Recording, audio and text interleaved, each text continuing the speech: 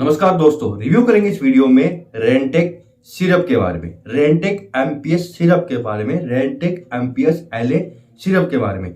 तीनों में देखेंगे क्या कॉमन है, कौन कौन सी इनमें अलग बातें हैं और कौन सी प्रॉब्लम ये चलाई जाती है, ये काम किस तरह से करती है, कितनी इनकी डोज होती है, क्या क्या साइड इफेक्ट ये कर सकते हैं, कौन सी प्रॉब्लम्स में ये कवर कर लेती है, जानेंगे सब कुछ। सो देखिएगा दोस्तों, रेंटेक सिरप यानी जो मैं सभी की बात कर रहा हूँ, ये जेपी केमिकल फार्मास्यूटिकल कंपनी के द्वारा बनाई जाती है।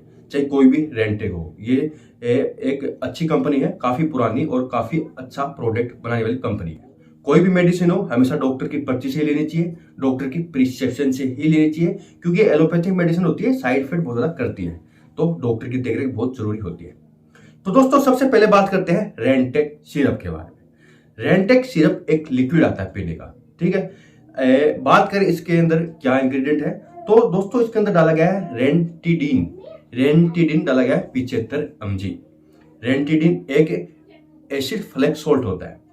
कहने का मतलब है अगर आंत के अंदर बहुत ज्यादा एसिड बन रहा है व्यक्ति के, तो वहां पर फिर एसिड रिफ्लेक्स करने के लिए दिया जाता है, एसिड को कम करने के लिए, एसिड की क्वांटिटी को कम करने के लिए दिया जाता है।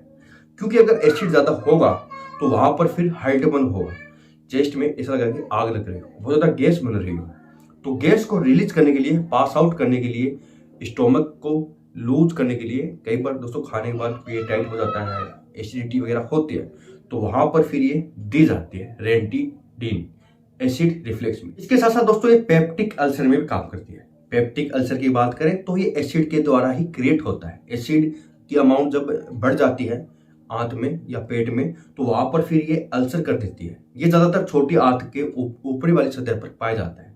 ये जो इनर लाइन होती है, दीवारें होती है, जो आंत का जो पहला लेयर होता है उसको डैमेज करता है, जिसके कारण फिर अल्सर बन जाते हैं। जैसे अगर गैस बनेगी तो बहुत ज्यादा जलन होती है, तो पेप्टिक अल्सर में भी रेंटिडिन काम करता है। बात करते हैं भाई किस तरह से काम करती है। तो इसके अंदर जो रेंटिडिन आता है ये H2 रिसेप्टर ब्लॉकर होता है।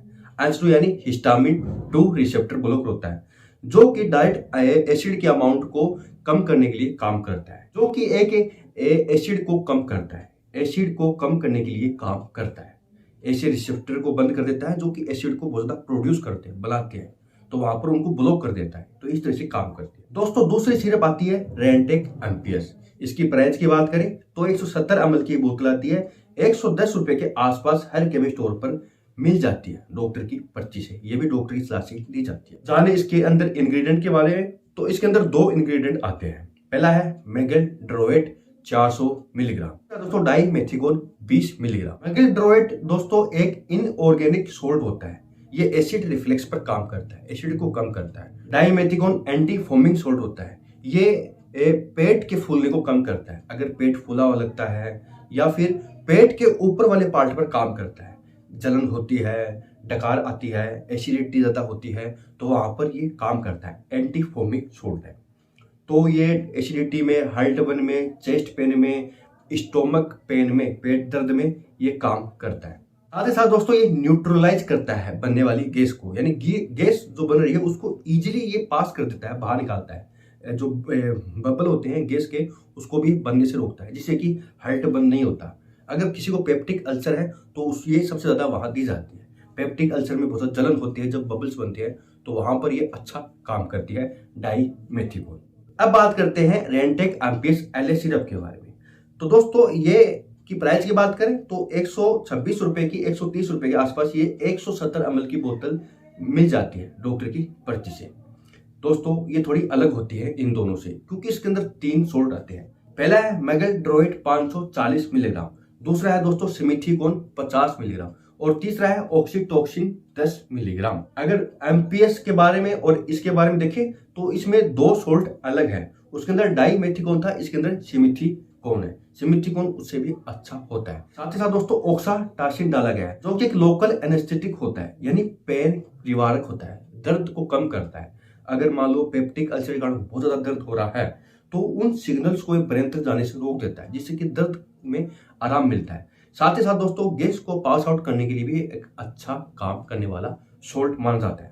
इसके साथ साथ दोस्तों पेट के अंदर होने वाले अल्सर में भी ये काम करता है। अल्सर 2 तरह के होते हैं, एक तो पेट के अंदर होते हैं, एक आंत के अंदर होते हैं। तो ये पेट में होने वाले अल्सर में भी रिलीफ करता है, आराम देता है। इसके साथ साथ दोस्तों जो इनर लाइन होती है, आंत के अंदर जो इनर लाइन होती है उसको भी रिपेयर करता है, और अगर कोई ऐसी चीजें हैं जो उसको डिफेक्ट कर रही है, प्रॉब्लम क्रिएट कर रही है, तो उसको ये बनने से रोक देता है। सिमेथिकोन में दोस्तों एंटी फोमिंग है, जो जैसे कि डाइमेथिकोन था, ये भी गैस को रिलीज करने में, बबल बनने में काम करता है, बबल को नहीं बनने देता। और मेगल्ड्रोइड आपको बता दिया इनऑर्गेनिक सोल्ट है, गैस को बनने से रोकता है, एसिड को कम करता है।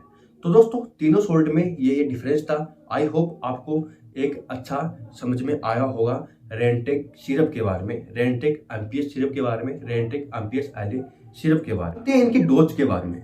तो डोज जो होती है ये डॉक्टर के हिसाब से ही होती है, पेशेंट के हिसाब से देखा जाता है कौन से ट्रीटमेंट में क्या दिया जा रहा है, साथ में क्या टेबलेट चल रही है, ये सब कुछ देखा जाता है। अगर नॉर्मल डोज की बात करूं तो 40 ml per day adult person ले सकता है, तीनों में चाहे कोई भी सिरप हो, यानी 10-10 ml दिन में 2 से 3 बार व्यक्ति ले सकता है। मैक्सिमम दिन में 4 बार ले सकता है, यानी 4 ढक्कन दिन में 4 बार अलग अलग टाइम पर ले सकता है। खाने से 1 घंटे पहले भी ली जाती है, खाने के 1 घंटे बाद भी ले सकता है।